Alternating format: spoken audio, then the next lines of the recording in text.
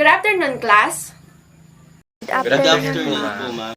So, our new topic for today is one of the geologic features, which is mountains. So, are you ready to dive in with our new topic for today? Yes po, ma'am. Okay, good. So, please prepare yourself to listen. Genesis. It is the process of mountain building occurs when two tectonic plates collide, either forcing material upwards to form mountain belts such as the Alps or Himalayas, or causing one plate to be subducted below the other, resulting in volcanic mountains such as the Andes.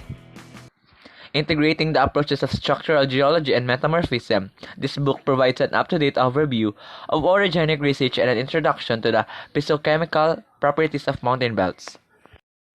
Global examples are explored. The interactioning roles of temperature and deformation in the orogenic process are reviewed, and important new concepts such as flannel flow are explained.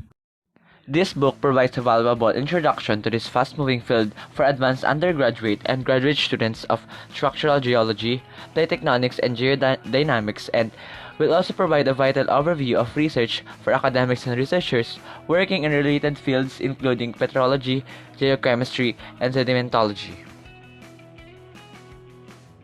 The plate theory contends that orogeny occurs during ocean closing through the deformation and metamorphism of sedimentary and volcanic assemblages and along destructive plate margins such as trenches and seismically active young mountain belts. General classification of mountains. It is the second-order relief.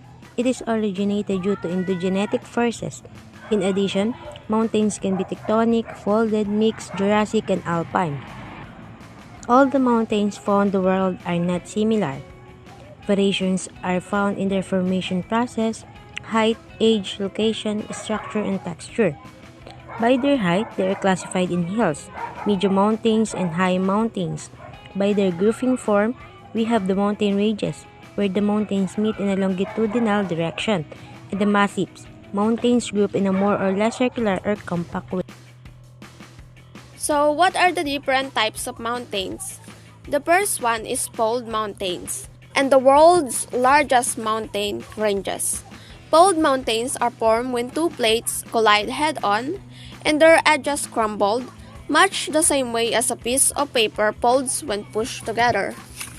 Examples of fold mountains include Himalayan mountains in Asia, the Alps in Europe, the Andes in South America, the Rockies in North America, and the Urals in Eurasia. The Himalayan mountains were formed when India crashed into Asia and pushed up the tallest mountain range on the continents. In South America, the Andes Mountains were formed by the collision of the South American continental plate and the Oceanic Pacific plate. So, fault block mountains.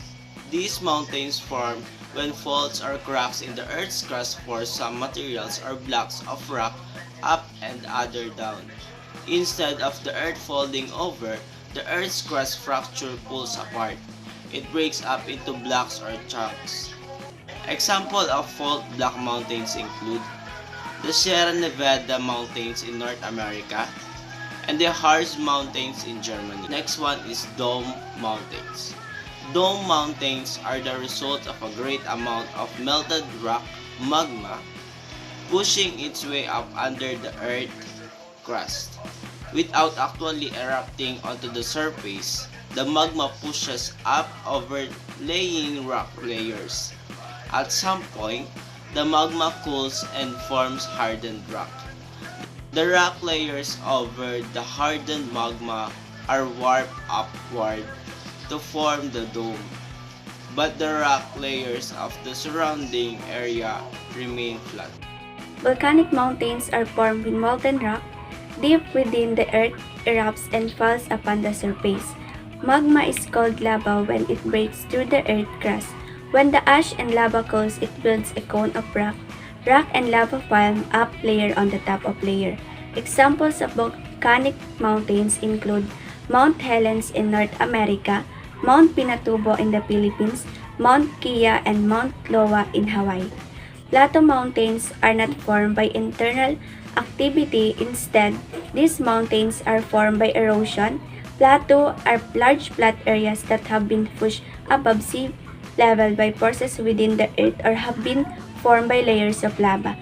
Economic values of mountains. Mountains contribute to sustaining the livelihood. Mountains provide water for agriculture, food, hydroelectricity, shelter, fresh water, and other uses. Mountains are key centers of biological and cultural diversity, as well important sites of traditional ecological knowledge, and influence the climate at many scales. The Philippines is home to many mountains and peaks, including Mount Apo, Mount Pulag, Mount Mayon, Mount Pinatubo, Mount Canlaon, Mount Gitang-Giting, Mount Dulang-Dulang, and Mount Gitanglad. With this information, I hope you gain and learn something from our discussion today. So, ready yourself for our new discussion tomorrow.